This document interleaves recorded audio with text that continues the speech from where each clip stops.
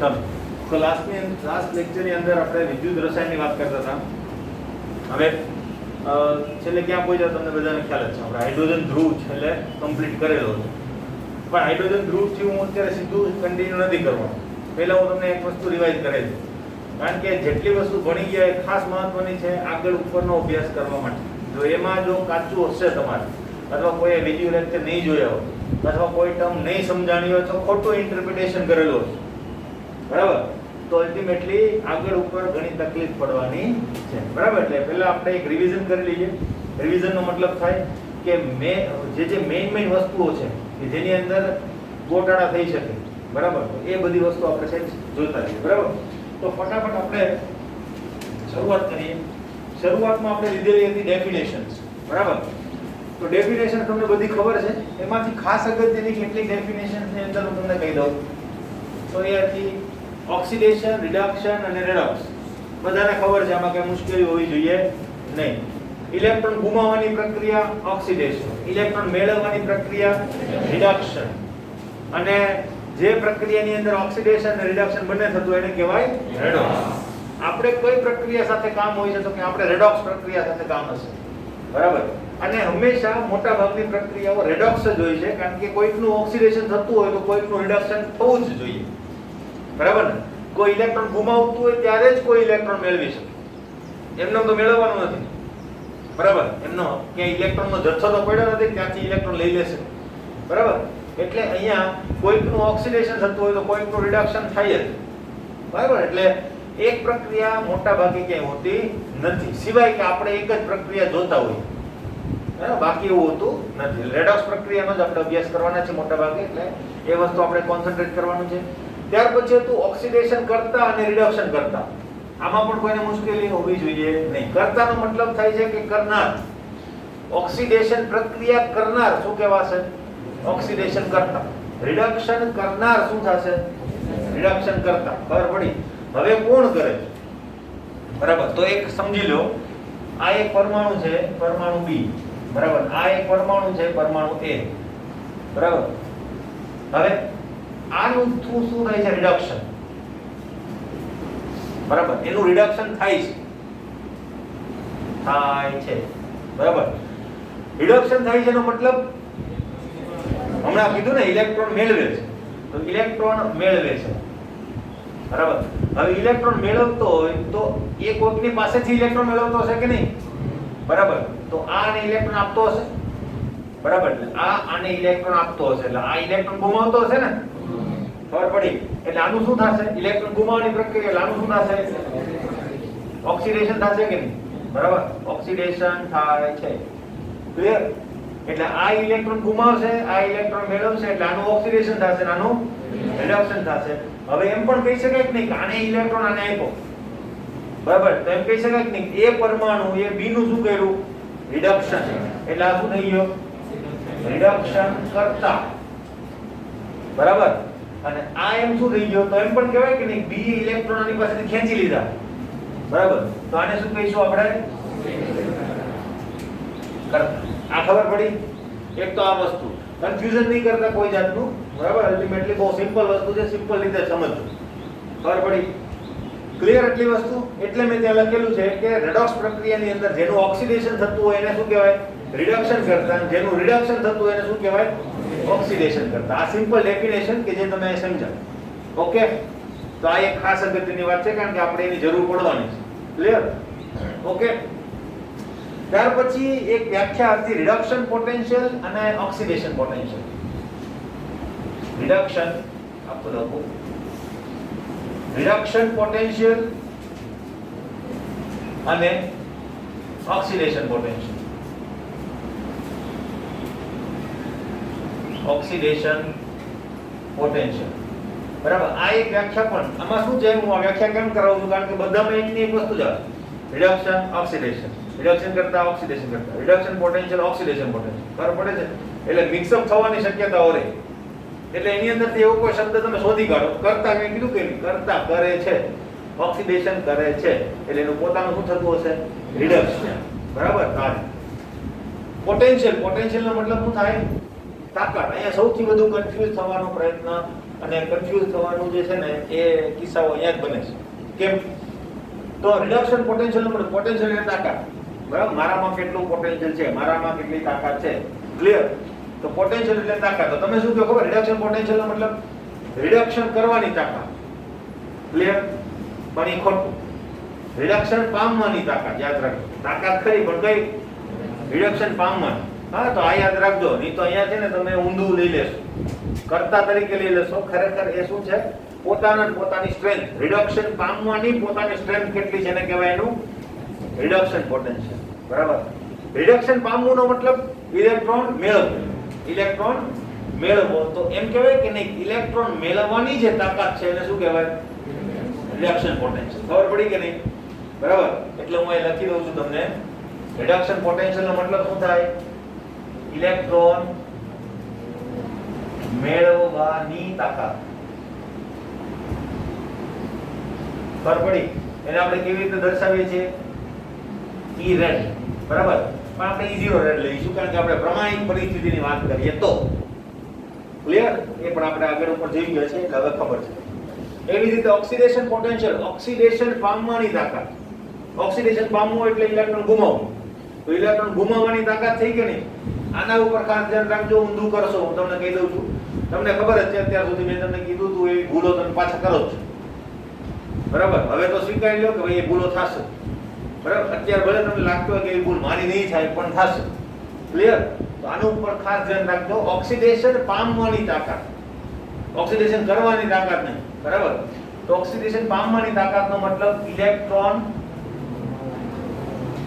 ગુમાવવાની તાકાત. એને આપણે શું કહીએ છીએ? E0 ઓક્સી. ક્લિયર? આટલી વસ્તુ ખબર પડી ગઈ. આપણે આનું પણ ખાસ કામ છે કારણ કે આપણે આપણા બધા સૂત્રો આ બે ટર્મ ઉપર જ બેઝડ હશે. અને આપણે કોઈને એનોડ કહીશું, કોઈને કેથોડ કહીશું, એમ કહીશું કે આનું રિડક્શન થશે, આનું ઓક્સિડેશન થશે. તે બધું કોના ઉપર? ઓક્સિડેશન પોટેન્શિયલ અને રિડક્શન પોટેન્શિયલ ઉપર જ કહીશું. એટલે આટલી મહત્વની વસ્તુ છે કે જો આમાં તમે ઊંધો કોન્સેપ્ટ તમારા મગજમાં ફિટ થઈ ગયો તો બધી જગ્યાએ ઊંધા રિઝલ્ટ આવશે. ખબર પડી? એટલા માટે હું આ રિવિઝન કરું છું, બીજું કોઈ કામ નથી. કારણ કે આ વસ્તુ જો અધકચરી રહી ગઈ, જોવા ખાતર વિડિયો જોઈ લીધો હશે તો કામ આવશે નહીં. કારણ કે આખું ચેપ્ટર આના ઉપર બેઝ છે. ઓકે, ખબર પડી? બરાબર? એટલે ખાસ અગત્યની વસ્તુ. આમાં કઈ પ્રશ્ન હોય તો મને કહી છે કે નહીં? ત્યાર પછી આગળ આપણે જોયું હતું કયો પોઈન્ટ હતો? યસ, રેડોક્સ નહીં, બધું તો ખબર છે. વિદ્યુત રાસાયણિક કોષ, વિદ્યુત વિભાજન કોષ, અર્ધકોષ, બરાબર? એની વાત કરી. આટલી ખબર પડી ગઈ. આ ફંડામેન્ટલ હતું, બરાબર? હવે વિદ્યુત રાસાયણિક કોષ ને વિદ્યુત વિભાજન કોષ, આપણે બંને કોષ ભણવાના છે, બરાબર? ફટાફટ લઈએ આપણે જોવાનું, બરાબર? જો પહેલી વાત છે વિદ્યુત રાસાયણિક કોષ અને બીજી વાત છે વિદ્યુત વિભાજન કોષ. વિદ્યુત રાસાયણિક કોષ કોને કહેવાય? આપણી પાસે જે સેલ છે ને, ટૂંકમાં આપણી પાસે જે પેન્સિલ સેલ છે કે આપણે જે ગીઝર ની અંદર સેલ વાપરીએ છીએ, બધા એ બધાને શું કહેવાય? વિદ્યુત રાસાયણિક કોષ, કે જે વિદ્યુત પ્રવાહ ઉત્પન્ન કરે છે, બરાબર? આપણી પાસે જે સેલ છે તે. ક્લિયર? વિદ્યુત વિભાજન કોષ એના કરતા ઊંધો, બરાબર? એટલે વિદ્યુત ઉર્જાનું ઉત્પાદન કરે એને વિદ્યુત રાસાયણિક કોષ કહેવાય અને વિદ્યુત ઉર્જાનો યુઝ કરે એને શું કહેવાય? વિદ્યુત વિભાજન કોષ. રાસાયણિક એટલે આપણે એની ડેફિનેશન કેવી રીતે આપેલી હતી? તો કે વિદ્યુત રાસાયણિક કોષ એટલે જે સાધન રાસાયણિક ઉર્જાનું વિદ્યુત ઉર્જામાં રૂપાંતર કરે. વિદ્યુત વિભાજન કોષ જે સાધન વિદ્યુત ઉર્જાનું રાસાયણિક ઉર્જામાં રૂપાંતર કરે. ક્લિયર? ઓકે, આપણે શરૂઆતનો અભ્યાસ જે છે એ વિદ્યુત રાસાયણિક કોષનો જ હશે, ત્યાર પછી આપણે વિદ્યુત વિભાજન કોષ ઉપર જઈશું. ક્લિયર? ઓકે, આ દાખલાઓ આ બેના જ આવશે, વિદ્યુત રાસાયણિક કોષ અને વિદ્યુત વિભાજન કોષ. આખો ચેપ્ટર એમ ગણો તો બે વિભાગમાં છે, આમ ત્રણ વિભાગ છે. એક વચ્ચે નાનકડો એવો વાહકતાનો પોર્શન પણ આવે છે, બરાબર? ઓકે, પછી એની અંદર આવે છે ધ્રુવ, ઇલેક્ટ્રોડ, બરાબર? પછી અર્ધકોષ. આટલી વસ્તુ છે, બરાબર? તો જોઈ લે. પહેલા ધ્રુવ કોને કહેવાય? ભાઈ જો, કોઈ પણ વિદ્યુત રાસાયણિક કોષ હશે એની અંદર શું હોય છે? ઇલેક્ટ્રોડ હોય છે, બરાબર, કે જેને આપણે ધન ધ્રુવ કે ઋણ ધ્રુવ કહીએ છીએ, બરાબર, અથવા એનોડ કે કેથોડ કહીએ છીએ. તો એ જે ધ્રુવ છે એને શું કહીએ આપણે? ઇલેક્ટ્રોડ. હવે એને ડિફાઇન કેવી રીતે કરવા, બરાબર? તો આપણે મોટા ભાગે છે ને ગેલ્વેનિક કોષનો અભ્યાસ કરવાના છે. ગેલ્વેનિક કોષ હવે તમને ખબર છે, હું ખાલી એમ કહું છું, હવે તમને ખબર પડી જશે. આપણે પહેલી વાર નથી ભણતા આ વસ્તુ, બરાબર? ગેલ્વેનિક કોષ એક પ્રકારની રચના છે કે જેની અંદર બે અર્ધકોષોને જોડીને એક પૂર્ણ કોષ બનાવવામાં આવે. તો ગેલ્વેનિક કોષમાં શું હોય? તો કે એક દ્રાવણની અંદર એક સુવાહક સળિયોની અંદર શું કરેલો હોય? ડીપ કરેલો, બરાબર? તો અહીંયા દ્રાવણ હશે, એ દ્રાવણની અંદર એક સુવાહક ધાતુની પટ્ટી ડુબાડેલી હશે. તો આ પટ્ટીને શું કહેવાય? ધ્રુવ. શું કહેવાય? ધ્રુવ કહેવાય. ક્લિયર? ઇલેક્ટ્રોડ જેને આપણે કહીએ છીએ તે. ઓકે, બરાબર. ડીએનએના કોષનું ઉદાહરણ દર વખતે આપણે લઈએ છીએ. તો ઝિંકનો સળિયો જે છે એ Zn+2 ના દ્રાવણમાં હોય તો Zn ના સળિયાને શું કહેવાય? ઇલેક્ટ્રોડ અથવા તો વિદ્યુત ધ્રુવ કહેવાય. ક્લિયર? હવે અર્ધકોષ કોને કહેવાય? તો આ સળિયો એક દ્રાવણની અંદર હોય છે. આ સંયુક્ત જે રચના બની, આ આખી રચનાને શું કહેવાય? અર્ધકોષ, બરાબર. એટલે સળિયો અને દ્રાવણ એનાથી એક આખી રચના તૈયાર થાય, એને આપણે શું કહીએ છીએ? અર્ધકોષ. કેમ એને અર્ધકોષ કીધું? કારણ કે અડધો ભાગ છે. આવી જ રચના એક બીજી પણ હશે કે જેની અંદર બીજો કોઈ સળિયો બીજા કોઈ દ્રાવણની અંદર હશે, બરાબર, એને બીજો અર્ધકોષ કહેવાય. બંને મળીને એક પૂર્ણ કોષ બનાવશે, અડધું અડધું પૂરું, બરાબર, એટલે એને અર્ધકોષ કહેવામાં આવે. ક્લિયર? આ ખબર પડી ગઈ, બરાબર? ઓકે. હવે વિદ્યુત ધ્રુવ જે છે એના બે પ્રકાર. આમ તો એના પ્રકારો ઘણી બધી રીતે પાડી શકાય છે, એવું નથી, બરાબર. હવે ખાસ અગત્યની વાત છે, સમજજો, બરાબર. ધ્રુવ જે છે, બરાબર, એના બે પ્રકાર. એમ તો બે પ્રકાર છે, ત્રણ પ્રકાર છે, ઘણા બધા પ્રકાર છે, બરાબર. પણ આપણે એક રીતે જોઈએ એના ઉપરના વિદ્યુત સ્થિતિમાનના આધારે તો બે પ્રકારો પડે. કયા? તમે એમ પણ કહી શકો કે નહીં ધન ધ્રુવ ઋણ ધ્રુવ, બરાબર. તમે એમ પણ કહી શકો કે નહીં એનોડ કેથોડ, બરાબર. તો બે પ્રકારો તમે કહી દીધા. તમે ક્લિયર? આપણે અહીં પ્રકારો લીધા છે એનોડ અને કેથોડ. આના બીજા ત્રણ પ્રકારો પણ છે, એને તમને હજુ કીધા નથી, બરાબર. એના ત્રણ પ્રકારો પણ છે, 1, 2 અને 3, બરાબર. સક્રિય ધ્રુવ, નિષ્ક્રિય ધ્રુવ અને વાયુમય, બરાબર. આ ત્રણ પ્રકારો પણ છે. પણ પહેલા તમે સમજી લ્યો, ત્યાર પછી હું તમને આ પ્રકારો ઉપર લઈ જઈશ, બરાબર, કે સક્રિય કોને કહેવાય, નિષ્ક્રિય કોને કહેવાય. ક્લિયર? તો આ પ્રકારો આપણે પછી જોઈશું.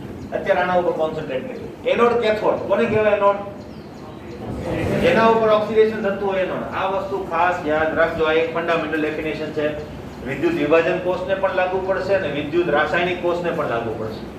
કારણ કે બંનેમાં એનોડ કેથોડ ઉલટાઈ જશે, બરાબર. ને કોઈ એવું નહીં યાદ રાખતા કે ઋણ ધ્રુવ એનોડ, બરાબર. ઋણ ધ્રુવ એનોડ વિદ્યુત રાસાયણિક કોષમાં અને ઋણ ધ્રુવ કેથોડ વિદ્યુત વિભાજન કોષમાં. ખબર પડી? એટલે એ વ્યાખ્યા તમારી ચાલશે નહીં. ખબર પડી? ક્યાંક ખોટું રિઝલ્ટ આવશે. એટલે હંમેશા યાદ રાખવાનું એનોડ ઉપર શું થાય? ઓક્સિડેશન. અને કેથોડ ઉપર શું થાય? રિડક્શન. ક્લિયર? બીજી એક વાત હવે એને યાદ રાખવા માટે એક વસ્તુ યાદ રાખજો. જો કે કેરી યાદ રાખી શકો, કેથોડ ઉપર રિડક્શન, બરાબર. એના કરતા તમે આ યાદ રાખજો, AO. અમે તમને પહેલા પણ કીધું હતું, યાદ છે? આ યાદ રાખજો, AO. એનોડ ઉપર ઓક્સિડેશન થાય, બરાબર. આ બીજી ઘણી બધી જગ્યાએ કામમાં આવશે એટલા માટે કહું છું. ખબર પડી? બરાબર. એટલે શું યાદ રાખવાનું? AO. તમને 4-5 વસ્તુ ક્લિયર કરી દેશે. હા, જ્યારે તમને મુશ્કેલી પડે ભાઈ એનોડ કોણ હતું, તો AO તમને મદદ કરશે. ક્લિયર? તો છે પ્રશ્નમાં એનોડ ઉપર ઓક્સિડેશન ને કેથોડ ઉપર શું થાય? રિડક્શન, બરાબર. બસ આ એક વસ્તુ છે કે જે ખાસ અગત્યની છે અને આમાં કોઈને દિક્કત હોવી જોઈએ. ત્યાર પછી આવે છે ક્ષાર સેતુ. ક્ષાર સેતુ વિશે હું અત્યારે વાત નહીં કરું, ડેનિયલ કોષની અંદર આપણે વાત કરીશું, બરાબર.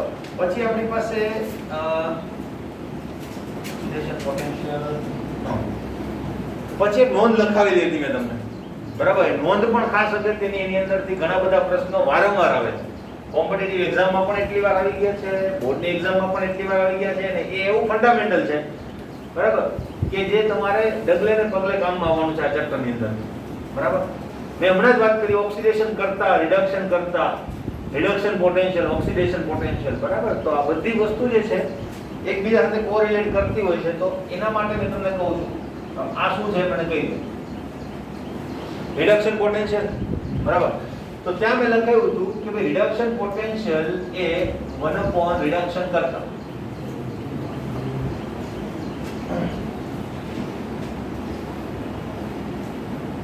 બરાબર. Reduction potential is proportional two 1 reduction કરતા વર્તન. એટલે કે આ વધશે તો આ ઘટશે, બરાબર ને, અને આ ઘટશે તો આ વધશે. ઇન્વર્સલી પ્રોપોર્શનલ થયું કે નહીં? એવું કેમ? બરાબર. તો એ ખાસ સમજી લેજો. જો ડેફિનેશન બરાબર ખબર પડી ગઈ હશે તો આ સમજાશે, નહીં તો નહીં સમજાય. તો રિડક્શન પોટેન્શિયલ એટલે શું? ઇલેક્ટ્રોન મેળવવાની તાકાત, બરાબર. એ યાદ રાખજો ખાસ. જો આમાં ઊંધું થઈ ગયું તો તમારું રિઝલ્ટ ઊંધું આવે, કારણ કે વાત જ આખી અલગ થઈ ગઈ ને. મેળવવાના બદલે તમે ગુમાવવાની વાત કરો, બરાબર. તો અહીંયા શું થાય? ઇલેક્ટ્રોન મેળવવાની તાકાત વધારે, બરાબર. ઇલેક્ટ્રોન મેળવવાની તાકાત વધારેનો મતલબ મારી પાસે એક પરમાણુ છે કે જેની ઇલેક્ટ્રોન મેળવવાની તાકાત વધારે છે, બરાબર. એટલે આ વધે તો કોકની પાસેથી ઇલેક્ટ્રોન મેળવશે કે નહીં? તો એ કોકનું શું કરશે? ઓક્સિડેશન કરશે. એટલે જો E0 રેડ વધે તો ઓક્સિડેશન કરતા વર્તણૂક વધે કે નહીં? રિડક્શન કરતા વર્તણૂક ઘટે. ઇલેક્ટ્રોન દેવાની વર્તણૂક ઘટે ને, બરાબર. તો આ ખાસ સમજવાનું છે. એટલા માટે આપણે લખેલું છે કે રિડક્શન પોટેન્શિયલ જો વધે તો રિડક્શન કરતા તરીકેની વર્તણૂક ઘટે, બરાબર. અને સેમ વસ્તુ આમ પણ લખી શકું કે નહીં? E0 rate is directly proportional to oxidation કરતા વર્તણૂક. લખી શકાય, બરાબર. કેમ ખબર પડી? બરાબર. એટલે તમારે સમજી લેવાનું કે સમાન હોય તો વ્યસ્ત, રીડ વ્યસ્ત અને ઓક્સી વ્યસ્ત, બરાબર. અહીંયા ઓક્સિડેશન પોટેન્શિયલ હોય તો એ પણ એના ઓક્સિડેશન કરતા ગુણધર્મના તો વ્યસ્ત પ્રમાણમાં જશે, બરાબર. અને રીડ ઓક્સી સમપ્રમાણ અને ઓક્સી રીડ સમપ્રમાણ, બરાબર. અહીંયા ઓક્સી હોય અહીંયા રીડ હોય તો એ સમપ્રમાણ થશે, અહીંયા રીડ હોય અહીંયા ઓક્સી હોય તો પણ શું થશે? સમપ્રમાણ, બરાબર. એટલે યાદ રાખજો, રીડ વ્યસ્ત અને રીડ ઓક્સી સમપ્રમાણ. ક્લિયર? આ સેમ વસ્તુ તમે ઓક્સિડેશન પોટેન્શિયલને પણ લાગુ પાડી શકો. આ ખબર પડી, બરાબર. કારણ શું છે? કારણ કે તમને સિરીઝ આપશે, બરાબર. મોસ્ટ આમ કહેવાય કે ફ્રીક્વન્ટલી પૂછાયેલો ક્વેશ્ચન છે. કેમ કે ભાઈ A B C D, બરાબર. અને તમને એમ કે રિડક્શન પોટેન્શિયલ ના ચડતા ક્રમમાં ગોઠવેલ છે, બરાબર. તો રિડક્શન કરતા તરીકેનો પ્રબળતાનો ઉતરતો ક્રમ લખો.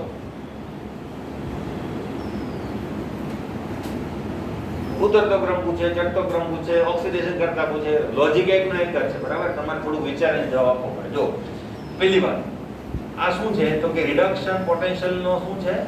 ચડતો ક્રમ છે કે નહીં? બરાબર. ચડતો ક્રમનો મતલબ વધે છે. જો આ થઈ ગયું, બરાબર.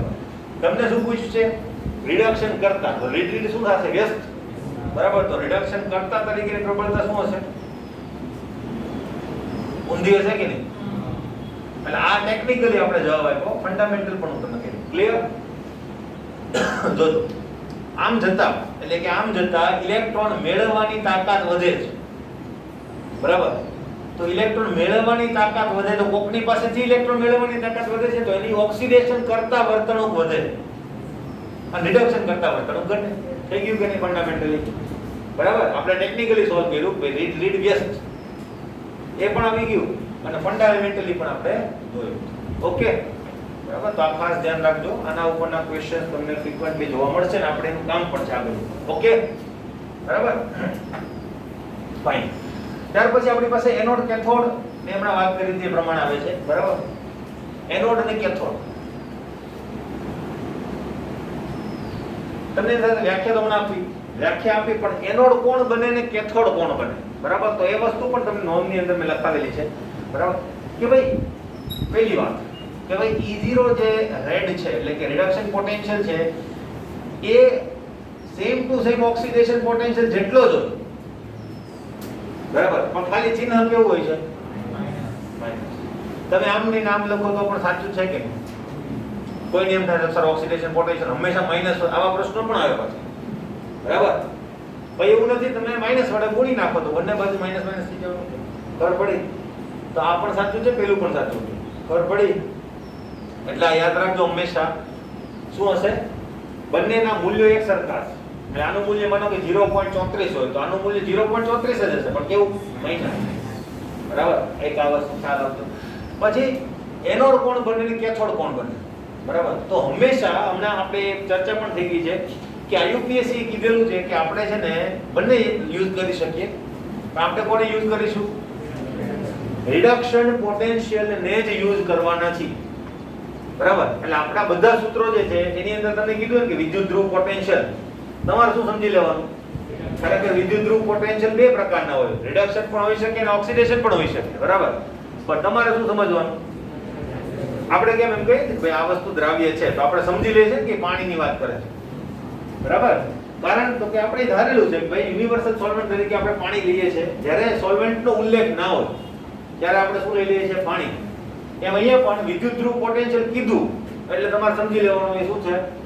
રિડક્શન પોટેન્શિયલ છે. ખબર પડી? તો અહીંયા રિડક્શન પોટેન્શિયલ ને જ આપણે શું લઈ લઈશું? વિદ્યુત ધ્રુવ પોટેન્શિયલ. એટલે એક વસ્તુ ખ્યાલ રાખજો. બરાબર? ઓક્સિડેશન પોટેન્શિયલ જો તમને કીધું હોય કે આનો ઓક્સિડેશન પોટેન્શિયલ આટલો છે તો જ, બાકી તમારે શું સમજવાનું? Reduction potential. એટલે તમને કીધું કે વિદ્યુત ધ્રુવ પોટેન્શિયલ વધારે છે. બરાબર? અને તમે એમ કહો કે સર આની ઇલેક્ટ્રોન ગુમાવવાની વૃત્તિ વધારે છે. કેમ? સર મેં તો એવું ધાર્યું કે ઓક્સિડેશન પોટેન્શિયલની તમે વાત કરો તો એ તમારો જવાબ કેવો પડશે? ખોટો. બરાબર? હું એમ કહું કે NaCl પાણીમાં દ્રાવ્ય છે. બરાબર? અથવા હું એમ કહું NaCl દ્રાવ્ય છે કે અદ્રાવ્ય? તો કહેશો દ્રાવ્ય. ખોટું. હું તો ઓર્ગેનિક સોલ્વન્ટની વાત કરું, અથવા હું તો બેન્ઝીન કેરોસીનની વાત કરું. બરાબર? તો ખરેખર એ હું ખોટો થાઉં, તમે ખોટા થતા નથી. કારણ કે જ્યારે કોઈ સોલ્વન્ટની વાત ના કરેલી હોય ત્યારે આપણે યુનિવર્સલ સોલ્વન્ટ તરીકે શું ધારીએ છીએ? પાણી. એમ અહીંયા તમે એવું ધારી નહીં શકો ભાઈ મેં તો ઓક્સિડેશન પોટેન્શિયલ ધારેલો હતો. બરાબર? એવું તમારો ક્લેમિંગ ચાલશે નહીં. ત્યાં આઈયુપીએસસી ચોખ્ખું કીધેલું છે, એક સેન્ટેન્સમાં લખીને આપેલું છે કે આઈયુપીએસસી મુજબ વિદ્યુત ધ્રુવ પોટેન્શિયલ ને રિડક્શન પોટેન્શિયલ જ આપણે ગણીને આગળ વધવાનું છે. ગણતરીની એક સૂત્રતા માટે, બીજું કંઈ નહીં. નહીં તો તમારી પાસે 3 પ્રકારના સૂત્રો આવે, 3 ની 4 પ્રકારના આવી શકે. બરાબર? એક તો ઓક્સિડેશન પોટેન્શિયલનો યુઝ કરીને, એક રિડક્શન પોટેન્શિયલનો યુઝ કરીને, એક બંનેનો યુઝ કરીને. બરાબર? એવા બે સૂત્ર લઈ શકે કે નહીં? તમે એકનો રિડક્શન લ્યો, બીજાનો ઓક્સિડેશન. હવે પહેલાનો ઓક્સિડેશન લ્યો, બીજાનો રિડક્શન. તો આવા 4 સૂત્રો બની જાય. બરાબર? એટલે એવું કંઈ કરવું નથી. એટલા માટે આપણે એક જ પ્રકારનું સૂત્ર યાદ રાખીશું. દર વખતે રિડક્શન પોટેન્શિયલ ઉપર જ આઈડેન્ટિફિકેશન કરીશું. ઓકે? હવે એનોડ કોણ બને એના ઉપર પ્રશ્નનો જવાબ છે AO. જવાબ છે AO. AO એટલે શું? તો કે એનોડ ઉપર શું થાય? ઓક્સિડેશન. પણ એનોડ ઉપર ઓછો રિડક્શન પોટેન્શિયલ. યાદ રાખો, એનોડ ઉપર ઓછો રિડક્શન પોટેન્શિયલ. એટલે મારી પાસે બે ધાતુના સળિયા છે અથવા તો બે અર્ધકોષ છે. બરાબર? એની અંદર આનો રિડક્શન પોટેન્શિયલ છે x વોલ્ટ. બરાબર? અને આનો રિડક્શન પોટેન્શિયલ છે y વોલ્ટ. બરાબર? અને હું એમ કહું કે x is less than y છે તો આમાં એનોડ કોણ બનશે? x બનશે. એટલે આ શું બનશે? એનોડ. ને આ શું બનશે? કેથોડ. ખબર પડી? એટલે જેનો રિડક્શન પોટેન્શિયલ ઓછો હશે એ શું બનશે? એનોડ. એના કરતા ઉલટું જેનો રિડક્શન પોટેન્શિયલ વધારે હશે એ શું બનશે? કેથોડ. આ તો મેં ટેકનિકલ વાત કરી, સીધી યાદ રાખવાની વાત કરી દીધી. બરાબર? હવે ફંડામેન્ટલી જોઈએ. આ બેને આપણે જોડીએ તો અલ્ટિમેટલી બંને વચ્ચે શું થશે? એક કોમ્પિટિશન થશે કે નહીં? પેલો કે કારણ કે ધાતુ છે એટલે કોમ્પિટિશન ઇલેક્ટ્રોન ગુમાવવાનું હશે, એ મેળવવાનું કોમ્પિટિશન નહીં હોય. ધાતુ હોય તો ઇલેક્ટ્રોન મેળવવાનું કોમ્પિટિશન હોય. બરાબર? ધાતુ છે એટલે ઇલેક્ટ્રોન ગુમાવવાનું કોમ્પિટિશન થશે. આ કે હું આને ઇલેક્ટ્રોન આપી દઉં, આ કે હું તને ઇલેક્ટ્રોન આપી દઉં. બંને વચ્ચે શું થશે? જંગ. બરાબર? પેલું નથી? બરાબર?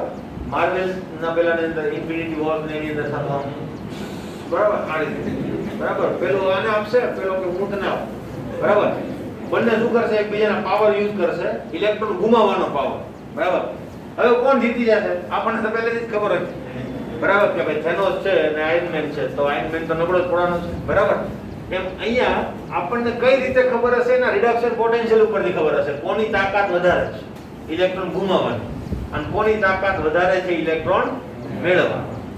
ધાતુ છે એટલે આપણે ગુમાવવા અંગે વિચારીએ છીએ, યાદ રાખજો. તમે મેળવવા અંગે પણ વિચારી શકો, પણ ધાતુ છે તો મેળવવાનો પ્રશ્ન જે છે એ થોડો અયોગ્ય કહેવાય. ધાતુ ઇલેક્ટ્રોન મેળવવાનો ગુણધર્મ ધરાવતી નથી, એટલે ત્યાં કોમ્પિટિશન કેવું હશે? ગુમાવવા. બરાબર? કે ભાઈ ઇલેક્ટ્રોન મારે તો દેવો જ છે, પેલો કે હું તને દીધો, આ કે હું તને દીધો. બરાબર? તો અહીંયા શું થશે? બંને વચ્ચે જંગ થશે, પણ જંગમાં જીતી કોણ જશે? જેની ઇલેક્ટ્રોન ગુમાવવાની વૃત્તિ વધારે હશે તે. ઇલેક્ટ્રોન ગુમાવવાની વૃત્તિ વધારે કોની હશે? જેનો રિડક્શન પોટેન્શિયલ ઓછો હશે તે. ખબર પડી? કારણ કે રિડક્શન પોટ હવે આખું જો રિડક્શન પોટેન્શિયલ ઓછો તો ઇલેક્ટ્રોન મેળવવાની વૃત્તિ ઓછી, તો ઇલેક્ટ્રોન ગુમાવવાની વૃત્તિ વધારે. ખબર પડી કે નહીં? એટલે AO એટલે આવે છે કે એનોડ ઉપર એનોડ ઉપર રિડક્શન પોટેન્શિયલ કેવો હોય છે? ઓછો. એટલા માટે એને ઓછો રિડક્શન પોટેન્શિયલ, તો ઇલેક્ટ્રોન ગુમાવવાની વૃત્તિ કેવી હશે? વધારે હશે. એટલે ઇલેક્ટ્રોન ગુમાવવામાં સફળ કોણ થશે? એનોડ, અથવા તો જેનો રિડક્શન પોટેન્શિયલ ઓછો છે તે. અને એટલા માટે એનોડ બને છે. ખબર પડી કે નહીં? એ કેથોડ પણ બની શકે. બરાબર? માનો કે કોઈ અહીંયા નહીં, બરાબર, બે ધાતુના સળિયા પાછા લીધા મેં. અહીંયા સેમ ટુ સેમ સળિયો લીધો છે. બરાબર? હું આને નામ આપી દઉં A અને B. તો અહીંયા હું A જ લીધો છે, અહીંયા મેં C સળિયો લીધો. બરાબર? આનો તો આપણને પોટેન્શિયલ ખબર જ છે, x વોલ્ટ છે. આનો માનો કે z વોલ્ટ છે. પણ હવે શું થયું? તો કે x ઇઝ ગ્રેટર ધેન શું થઈ ગયું? z. હવે પાછે ફાઇટિંગ થશે. બરાબર? પણ ફાઇટિંગમાં જીતવાનું કોણ છે? z. તો હવે એ નોડ બનશે. આ શું બની જશે? પેલાને ફરજિયાત લેવો પડે, લેવો નથી ઇલેક્ટ્રોન, પણ પેલાનો પાવર વધારે હોવાના કારણે શું થઈ છે? એ દેવામાં સફળ થઈ જશે. બરાબર? અને એને ફરજિયાત ઇલેક્ટ્રોન મેળવવો પડશે. હવે ઇલેક્ટ્રોન આને આપી દીધો એટલે હવે આ શું બની ગયો? એનોડ. એટલે એ પ્રક્રિયા પૂરી થાય પછી એનોડ બને છે. પહેલા એનોડ છે એ પ્રક્રિયા પૂરી નથી કરતો. એટલે આની ઉપર કઈ સિક્કો નથી લાગી ગયો કે એ એટલે એનોડ. આ ખબર પડી? આ વસ્તુ ખાસ અગત્યની છે કે એનોડ હંમેશા નથી રહેતો. બરાબર? એની સામે કોણ છે એ તમારે જોવું પડે. ક્લિયર? હું તમારો ટીચર છું, મારા પણ કોઈ ટીચર હશે કે નહીં? ખબર પડે છે? તો આ રીતે છે. એટલે આ જે છે ઇલેક્ટ્રોન ગુમાવવાની વૃત્તિ ધરાવતો હશે, પણ અલ્ટિમેટલી એની સાપેક્ષ જોવાની છે વૃત્તિ. બરાબર? નિરપેક્ષ વૃત્તિ આપણે માપી શકતા નથી. ક્લિયર? તો આ ખાસ અગત્યની વાત હતી. મેં આના માટે જ અત્યારે રિવિઝન કરાવેલું હતું. બરાબર? કારણ કે આમાં જો પ્રોબ્લેમ થાય તો આગળ ઉપર બધા સેલમાં પ્રોબ્લેમ થાય, કારણ કે તમે એનોડ કેથોડ જ સાચા આઈડેન્ટિફાઈ કરી શકો નહીં. ઓકે? ઓકે. ત્યાર પછી આપણી પાસે આવે છે સાંકેતિક નિરૂપણમાં કોઈ પ્રોબ્લેમ ખરો? એમાં પણ પ્રોબ્લેમ છે એમ તો કહી દઉં. આટલું થઈ ગયું, ખબર પડી? બરાબર? આમાં કઈ પ્રશ્ન? હવે એક વસ્તુ કહી દઉં તમને, એમ થાય રિડક્શન પોટેન્શિયલ યાદ રાખવાના? તો હા, થોડાક રિડક્શન પોટેન્શિયલ યાદ રાખવાના, જે અમુક ફંડામેન્ટલ છે ને તે. બરાબર? દાખલા તરીકે વારંવાર યુઝ કરતા હોય તો ઝિંક છે, કોપર છે, પછી મેગ્નેશિયમનો ઉપયોગ કરીશું, ચાંદીનો યુઝ કરીશું, એજીના રિડક્શન પોટેન્શિયલનો યુઝ કરીશું. બરાબર? તો નિકલનો યુઝ કરીશું. તો આવા બધા તમારે 4, 5, 6, 7 હશે કે જેને તમારે યાદ રાખવા પડશે. હું બી કરાવી દઈશ તમને. બરાબર? બાકીના જો તમને આપેલા હશે અર્ધકોષની અંદર, તો તમને એનું રિડક્શન પોટેન્શિયલનું મૂલ્ય કૌંસમાં આપી દેશે. જો કે તમે જે યાદ રાખેલા છે એનું પણ રિડક્શન પોટેન્શિયલનું મૂલ્ય આપી શકે, પણ ઘણીવાર ના પણ આપે. તો તમે એવો બ્લેમ ના કરી શકો કે વેલ્યુ નથી આપેલી એટલે હું દાખલો ગણી શકું નહીં. આ વસ્તુ છે. કોના જેવું? વાયુ અચળાંક R જેવી વાત છે. બરાબર? આપેલો હોય તો વેરી ગુડ, બરાબર, પણ ના આપેલો હોય તો તમે એમ ના કહી શકો કે R ની વેલ્યુ નથી એટલે માહિતી પૂરી નથી આપેલી. એ તમને ખબર હોવી જોઈએ કે R ની વેલ્યુ મારે શું લેવાનું છે. ઘણીવાર આપેલી પણ હોય છે, મોટા ભાગે આપેલી હોય છે, ખબર ને? બરાબર? તો આ સેમ વસ્તુ છે. ઓકે? રિડક્શન પોટેન્શિયલ કેવી રીતે નક્કી થાય એની પણ આખી પ્રોસિજર આપણે જોઈ લીધી છે. બરાબર? કેવી રીતે નક્કી થાય? તો કે વ્યક્તિગત કોઈના રિડક્શન પોટેન્શિયલ આપણને ખબર હોતા નથી કે ભાઈ ઝિંક ધાતુનો રિડક્શન પોટેન્શિયલ કેટલો તો કેટલો, એવું કંઈ નક્કી નથી હોતું, કારણ કે એ સાપેક્ષ વસ્તુ છે. બરાબર? આનો રિડક્શન પોટેન્શિયલ કેટલો હશે નથી ખબર, એટલે આપણે કોકની સાપેક્ષે માપતા હોઈએ. એ સાપેક્ષ વસ્તુમાં શું લઈએ છીએ આપણે? હાઇડ્રોજન.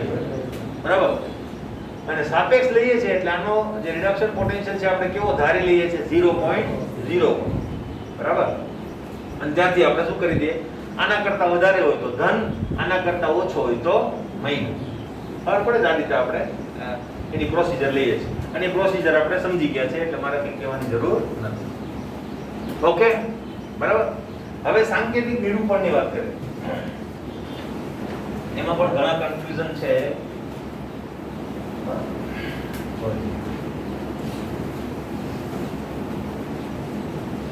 માનો કે મારે ડેનિયલ કોસ્ટના સાંકેતિક નિરૂપણની વાત કરવી છે. ડેનિયલ કોસ્ટનું સાંકેતિક નિરૂપણ માનો કે મારે કરવું છે, બરાબર. તો આ રીતે મારો ડેનિયલ કોસ્ટ થશે, બરાબર. અહીંયા શું ભરેલું હશે તો કે Zn+2 નું દ્રાવણ અથવા તો ZnSO4 અથવા તો ZnCl2 અથવા તો ZnNO3 twice, ગમે તે ઋણાયન ગમે તે હોય, એની હારે કે મતલબ નથી. એટલો મતલબ છે કે એવો ઋણાયન હોવો જોઈએ કે ઓગળે, બરાબર, આયનીકૃત થાય. પછી એવા ઋણાયન તરીકે હોય કે જેનું આયનીકરણ જ ના થતું હોય, બરાબર, તો એ ચાલે નહીં. બાકી ઋણાયન સાથે આપણે બહુ મતલબ નથી એટલે Zn+2 લખીએ છીએ આપણે. અહીંયા એવી રીતે શું લઈ શકીએ? Cu+. આ શું છે? ક્ષાર છે, સોલ્ટ બ્રિજ, બરાબર. અહીંયા ગેલ્વેનોમીટર હશે. આ જે સળિયો છે કોપર છે એટલે કોપર ધાતુનો સળિયો કોપરના દ્રાવણમાં અને ઝિંક ધાતુનો સળિયો ઝિંકના દ્રાવણમાં મૂકેલો છે. આ આખી જે રચના છે એને કહેવાય અર્ધકોષ, બરાબર. એવી રીતે આ પણ અર્ધી રચનાને શું કહેવાય? અર્ધકોષ. અને આખી પૂરી રચના જે છે એને કહેવાય પૂર્ણકોષ, બરાબર, અથવા તો વિદ્યુત રાસાયણિક કોષ. Clear? Electrochemical cell. Okay fine. હવે એનું સાંકેતિક નિરૂપણ કેવી રીતે કરવાનું છે? ભાઈ સાંકેતિક નિરૂપણમાં મેં તમને ખાસ અગત્યના જે મુદ્દાઓ કીધા છે તે પહેલો મુદ્દો એ છે કે ભાઈ સંપર્ક દર્શાવવા માટે ઉભી લીટીનો ઉપયોગ થાય, બરાબર. ક્ષાર સેતુ માટે બે પેરેલલ લાઈન આ રીતે ઉપયોગ થાય છે, બરાબર. અને બીજું શું છે? ભાઈ સાંદ્રતા કૌંસમાં લખવાની છે, એની સ્ટેટ જે છે એ પણ કૌંસમાં લખવાની છે. એક્વાયસ હોય તો એક્વાયસ, સોલિડ હોય તો સોલિડ, બરાબર. અને બીજી વાત શું કરી હતી? એનોડ જે છે એ ડાબી બાજુ અને કેથોડ જે છે જમણી બાજુ લખાય છે, બરાબર. તો આ બધા નિયમ. Okay clear? હવે જો એક આ બધા નિયમો અહીં લાગુ પાડીએ, બરાબર. તો ભાઈ નિયમો લાગુમાં શું થાય છે ખબર? ઘણી વખત તમે એમ પણ કહો કે ભાઈ આનું જે સાંકેતિક નિરૂપણ છે ક્યાંથી થશે? તો અહીંથી થશે. અહીંથી શરૂ કરવાનું, ઉપરથી નહીં જવાનું, આમથી જવાનું, બરાબર. પહેલા મારી સામે શું આવ્યું, પછી શું આવ્યું, બરાબર. હવે એની જે સ્ટેટ છે મારે કાઉન્ટમાં લખી દેવાનું. હું અહીંયા લખું તો પણ વાંધો નથી અને અહીંયા લખું તો પણ વાંધો નથી. એક્વાયસ અને પ્રમાણિત હોય તો 1 મોલ. તમને માનો કે સાંદ્રતા આપી છે 0.5 મોલ તો 0.5 મોલ, બરાબર. એને બિન પ્રમાણિત કહેવાય. ક્લિયર?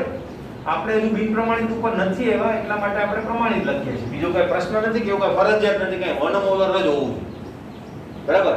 ત્યાં 1 મોલર ના બદલે 2 મોલર પણ હોય, 5 મોલર પણ હોય, ગમે તે હોય છે. પછી આવશે Cu+2. એક્વાયસ 1 મોલર Cu, બરાબર. આની સ્ટેટ પણ તમારે લખવી જોઈએ, સોલિડ અને સોલિડ. અહીંયા શું આવશે? માઈનસ. અહીંયા શું આવશે? પ્લસ. આ સાંકેતિક નિરૂપણ. હવે પ્રશ્ન શું થાય છે એ જોજો. પ્રશ્ન એ થાય કે ભાઈ સર આમ લખાય કે નહીં?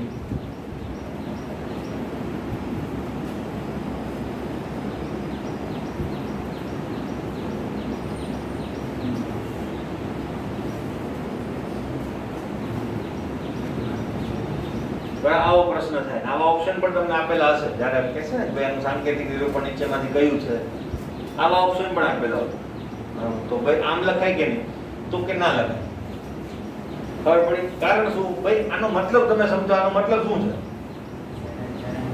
નહીં પણ છે આ લીટી જે કરી એનો મતલબ શું છે? સંપર્ક. એ કઈ એમનો નથી લખ્યું, ખાલી બે વસ્તુને અલગ કરવા નથી રાખ્યું આપણે, ઓબ્લિક નથી ખાલી, બરાબર. એટલે એ શું છે? સંપર્ક દર્શાવે છે કે ઝિંકનો સંપર્ક આની સાથે છે. Zn+2 ના દ્રાવણનો સંપર્ક કોની સાથે છે? સોલ્ટ બ્રિજ સાથે, બરાબર. ડબલ લાઈન એટલે સોલ્ટ બ્રિજ થયું કે નહીં? અને સોલ્ટ બ્રિજનો સંપર્ક શું કોપર સાથે છે? એટલે ખોટું છે. ખબર પડી? એ કોની સાથે સંપર્કમાં છે? દ્રાવણ સાથે. એટલે આના પછી દ્રાવણ જ આવે અને પછી એનો દ્રાવણનો સંપર્ક કોની સાથે છે? Cu. ખબર પડી? બરાબર, એટલા માટે આ જ યોગ્ય છે, આ વસ્તુ યોગ્ય નથી. ખબર પડી? એક વાત. બીજી એક વાત તો એટલે આ રીતે નહીં લખાય. ખબર પડી? પછી તમે ગમે એમ કરો, પછી માનો કોઈને એમ થાય Zn+2 પહેલા લખીએ તો ભાઈ કોઈ વસ્તુ નહીં ચાલે, કારણ કે સંપર્ક જે છે, માનો કે Zn+2 પહેલા લખો તો Zn+2 નો સંપર્ક Zn સાથે પણ છે અને સોલ્ટ બ્રિજ સાથે પણ છે. બરાબર, તો Zn+2 પછી તમે Zn લખો, પછી શું સોલ્ટ બ્રિજ આવે? કારણ કે આનો નાનો તો સંપર્ક નથી. ખબર પડે? એટલે એ બધી વસ્તુ કેવી થશે? ખોટી. ઓકે, હવે બીજી વાત. બરાબર, આનો પોટેન્શિયલ કેટલો છે યાદ રાખવાનો મેં તમને કીધેલો હતો. પોટેન્શિયલ શોધવાની રીત આપણે ખબર પડી ગઈ. કેટલો છે? 1.1 વોલ્ટ છે ને.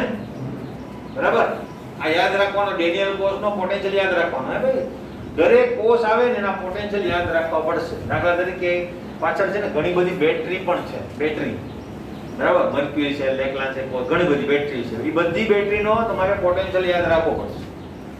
ક્લિયર? તો 1.1 વોલ્ટ છે ડેનિયલ માટે. આનો ઉપયોગ આપણે ભરપૂર કરવાના છે.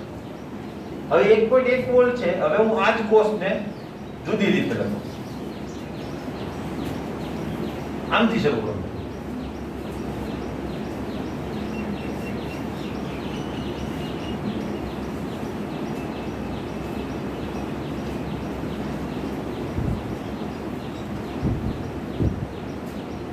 બોલો.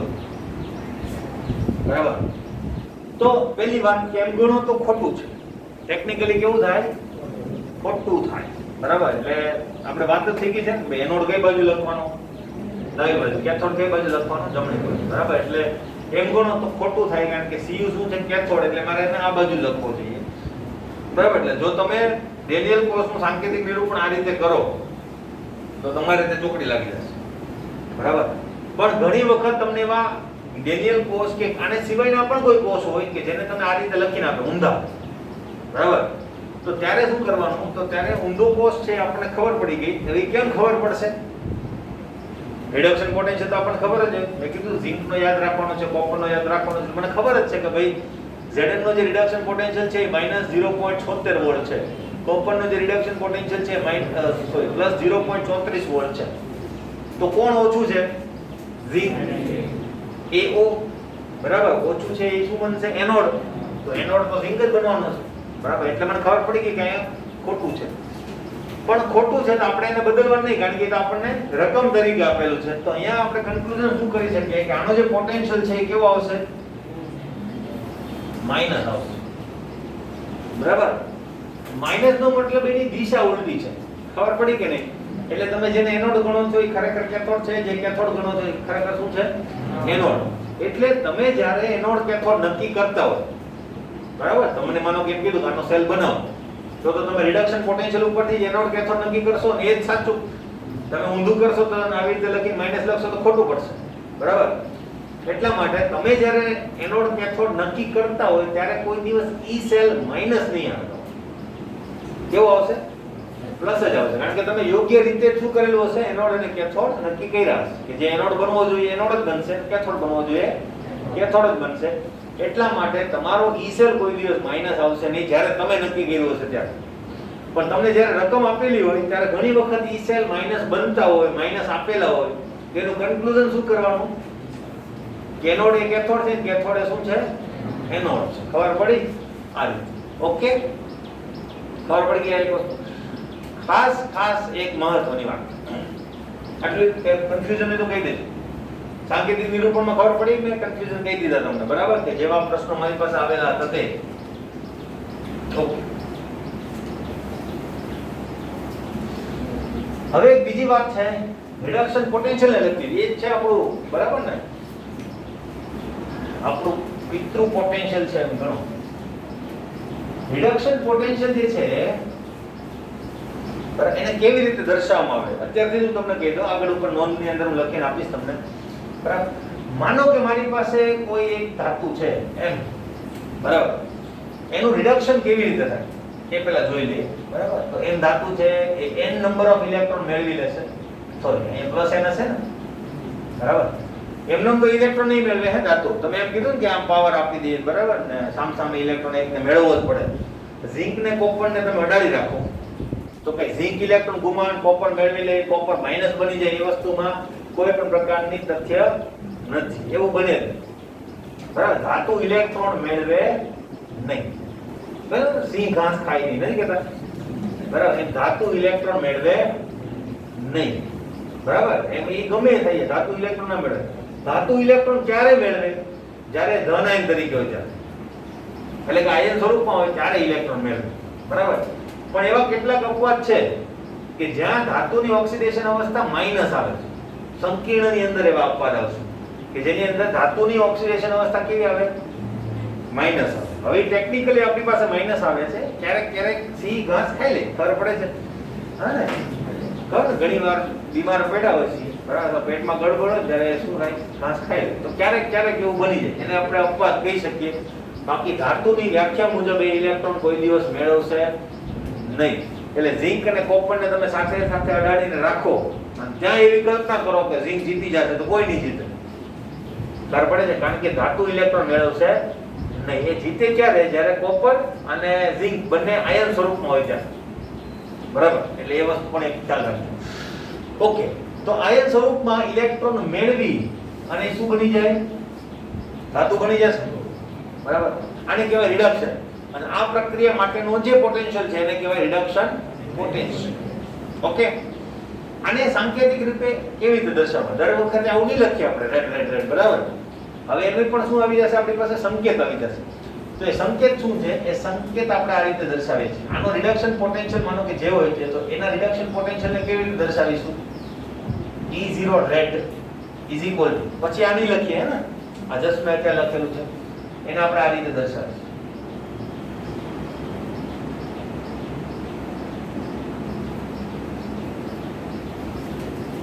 બરાબર. આ રિડક્શન પોટેન્શિયલ માટેનો સિમ્બોલ. આ તમારે સમજવો પડે કે આ રિડક્શન પોટેન્શિયલ છે. ઓક્સિડેશન પોટેન્શિયલનો પણ સિમ્બોલ હશે, અને આ વસ્તુ કન્ફ્યુઝ કરવા માટે ખાસ તો આપેલો, બરાબર.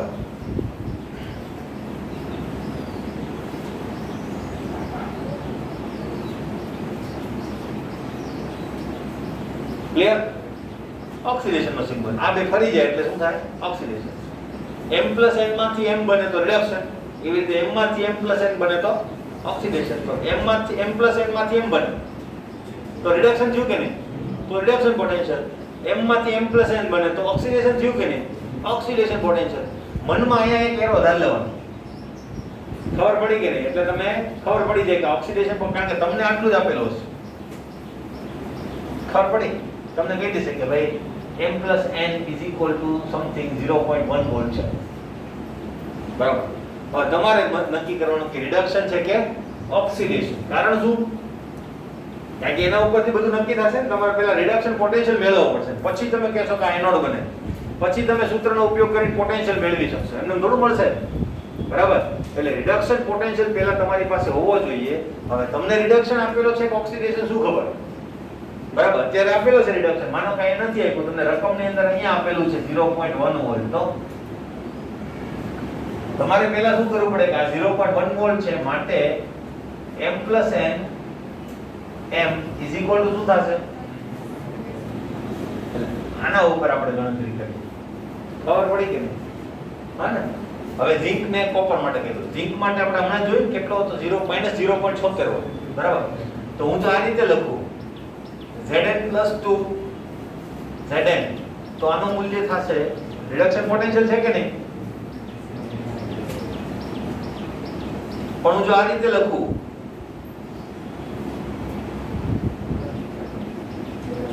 તો આ 0.76 વોલ્ટ. ખબર પડી? હવે તમે જો આ રીતે તમે કલ્પના કરો, બરાબર. બહુ થાય કે બરાબર. માનો કે તમને આવી રીતે લખીને આપી, તમને એમ કે આના વડે બનતા કોષનું સાંકેતિક નિરૂપણ કરો.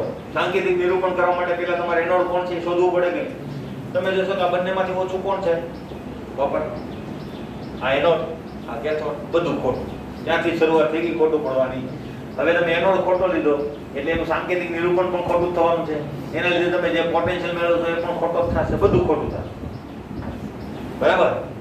ખ્યાલ આવ્યો કે નહીં? એટલે આ વસ્તુ છે અલ્ટિમેટલી, બરાબર. આ રીતે લખીને આપ્યો હોય તો તમને પહેલા તો શું કરવાનું, એને રિડક્શન પોટેન્શિયલમાં ફેરવો. બરાબર, એટલે રિડક્શન પોટેન્શિયલમાં ફેરવીએ તો +2 ઝીંક, તો અહીંયા શું થશે, અને +2 અને Cu, તો આ શું થશે, પહેલા રિડક્શન પોટેન્શિયલ મેળવી લીધા. હવે બધી વસ્તુ સાચી. હવે એનો કોણ બનશે, ઝીંક, એના ઉપરનું સાંકેતિક નિરૂપણ, એના ઉપરનું સૂત્ર બધું ખબર પડી. તો આ વસ્તુ ખાસ ધ્યાનમાં રાખજો. બરાબર, એટલે આના લીધે તમારું ખોટું ના પડે. ઘણીવાર શું કરે ખબર, એકનો રિડક્શન પોટેન્શિયલ આપે ને એકનો ઓક્સિડેશન પોટેન્શિયલ આપે. એટલે તમારું ધ્યાન અહીંયા ખાસ રાખજો. આ એકદમ નાના અક્ષરે લખેલો છે કારણ કે સબસ્ક્રિપ્ટમાં છે. બરાબર, ધ્યાન રાખ્યા વગર આગળ ગયા, ખાલી ઈ જોઈ અને આગળ વધી ગયા એટલે ગયા કામ. બરાબર, હવે અહીંયા તમને બે માઈનસ દેખાય છે. હવે માઈનસ વધારે કોણ છે, આ. બરાબર, ઓછો. તો કે તમે તો સાચા પડી ગયા સર. અમે ભાઈ સાચા નથી પડ્યા. તમારો ઈસેલ કેવો આવે, ખોટો આવે. તમે અત્યારે આને બાદબાકી કરશો કે થોડો માઈનસ એડ ઓન કરશો તો શું આવશે, -0.34 -0.76 આવે કે નહીં, કે થોડો માઈનસ એડ ઓન. હવે આની બાદબાકી કરો એટલે તમારો જવાબ 0.35 ની આસપાસ આવશે. કેટલો આવશે, 36, 35 કે 36 ની આસપાસ આવશે કે નહીં, ખોટો છે. કેટલો આવવો જોઈએ, 1.1 વોલ્ટ આવવો જોઈએ. બરાબર, એટલે તમે ખોટા જ પડશો. એટલે આના ઉપર ખાસ ખ્યાલ રાખજો કારણ કે આપણું મેઇન હથિયાર જે છે એ શું છે, રિડક્શન પોટેન્શિયલ. જો એ વસ્તુ ખોટી તમે આઈડેન્ટિફાઈ કરી એટલે પછી આખી ચેન રિએક્શન થઈ જશે, બધું ખોટું. ક્લિયર? બરાબર છે. પ્રશ્ન સિમ્બોલ ખબર પડી કેવી રીતે યાદ રાખવાનો? બરાબર, ઓકે.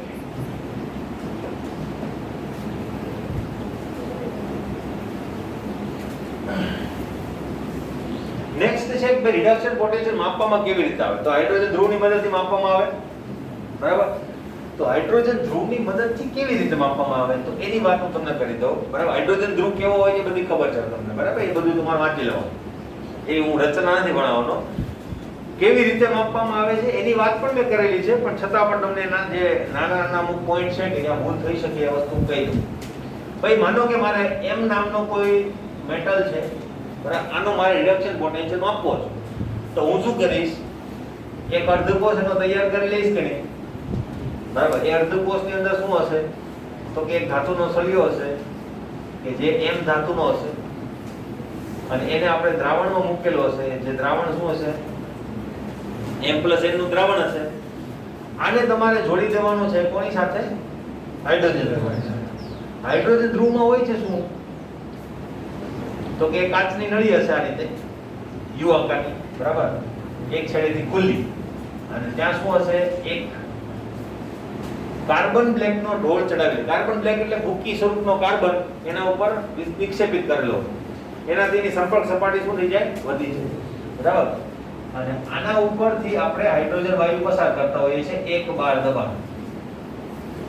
બરાબર, આ બંનેને જોડી દેવાના છે.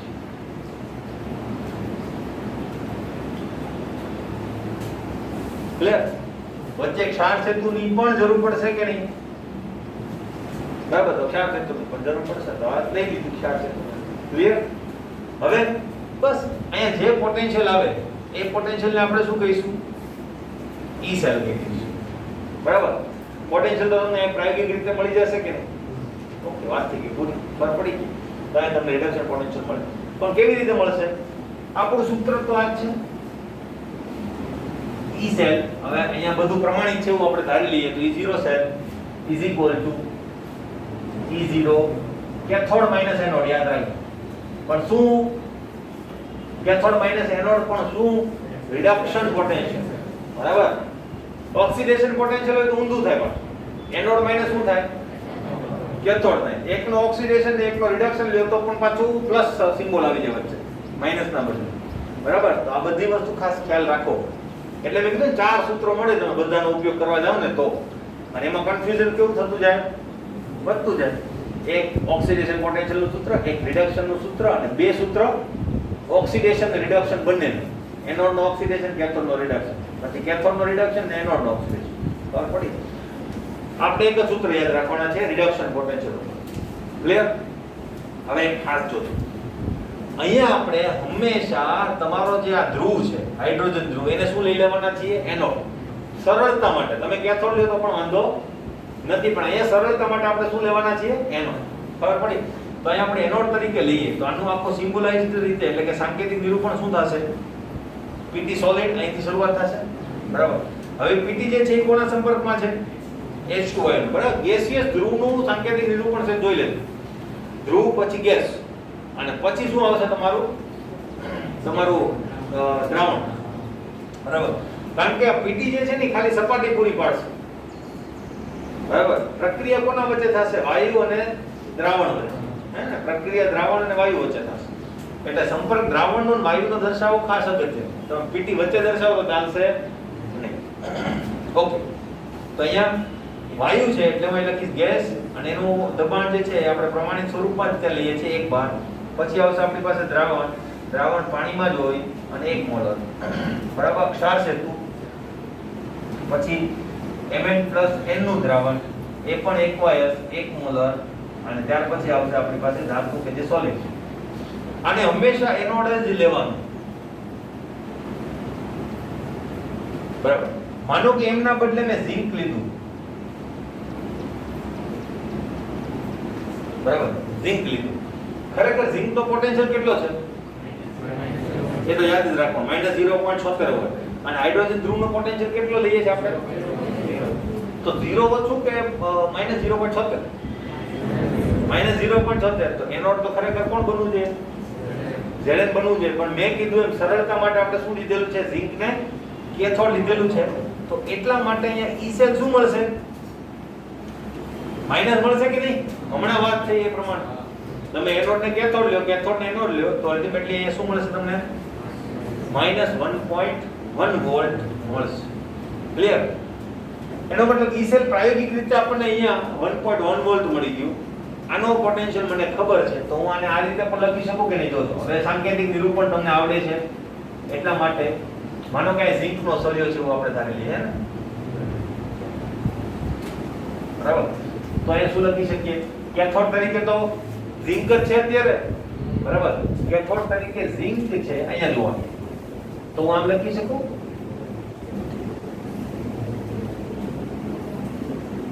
આને કેવી રીતે દર્શાવવામાં આવે, બરાબર. તો H+ માંથી H2.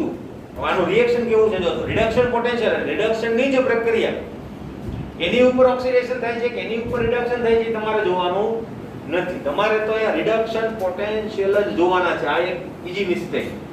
તમે શું કહો કે સર એનોડ ઉપર તો ઓક્સિડેશન થાય છે ને આપણે કેમ રિડક્શન લીધું? ભાઈ એ જે થતું હોય તે કમ્પેરિઝન આપણે કોની કરી? ઓક્સિડેશન, સોરી રિડક્શન પ્રક્રિયા. એટલે બંનેના રિડક્શન પોટેન્શિયલ જ લેવાના છે. ખબર પડી? એટલે અહીંયા રિડક્શન થાય છે તો અહીંયા અલ્ટિમેટલી પ્રક્રિયા શું થશે? H++ ઇલેક્ટ્રોન gives, આવું થાય કે તો આ સિમ્બોલ ખબર પડી? આનો સિમ્બોલ શું આવશે? H+ 1/2 H. અથવા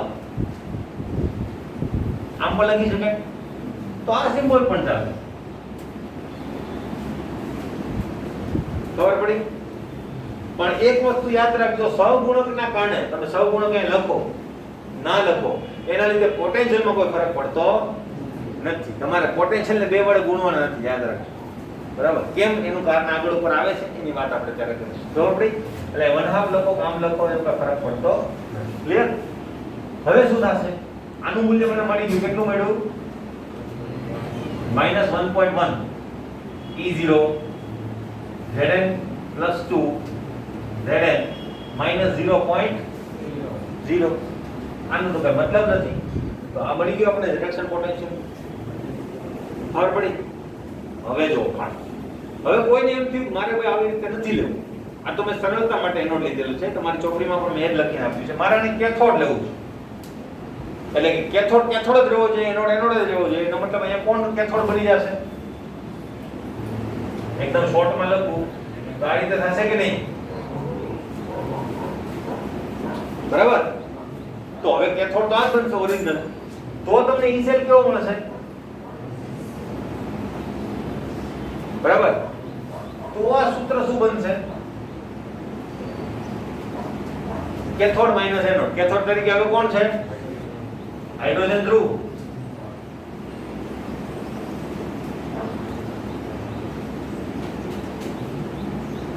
આવું થશે કે નહીં? હવે આની અંદર કિંમતો મૂકો 1.1 volt is equal to 0.0 volt minus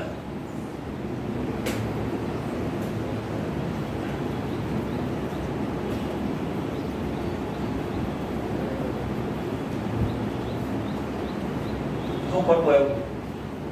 same જ આવ્યું કે નહીં? એટલે એમાં કાંઈ ફરક પડવાનો નથી. આ તો તમને સમજાય એટલા માટે બંને વખત આપણે એનોડ તરીકે કોને લખ્યું હતું? હાઇડ્રોજન. એવું કઈ ફરજિયાત હોતું નથી. તમે એને કેથોડ ગણો તો પણ જવાબ એ જ આવવાનો છે, તમે એને એનોડ ગણો તો પણ જવાબ એનો જ આવવાનો. સૂત્ર ફરી જાય એ યાદ રાખો, કેથોડ માઈનસ એનોડ. ક્લિયર? તો આટલું ફંડામેન્ટલી ખાસ જરૂર હતી કે જે આપણે જોયું છે. પ્રશ્ન બરાબર? કાલથી હું ઇલેક્ટ્રોકેમિકલ સિરીઝ ચાલુ કરીશ, બરાબર, કે જેની આપણે વાત કરીશું. ઓકે, ચાલો, થેન્ક યુ.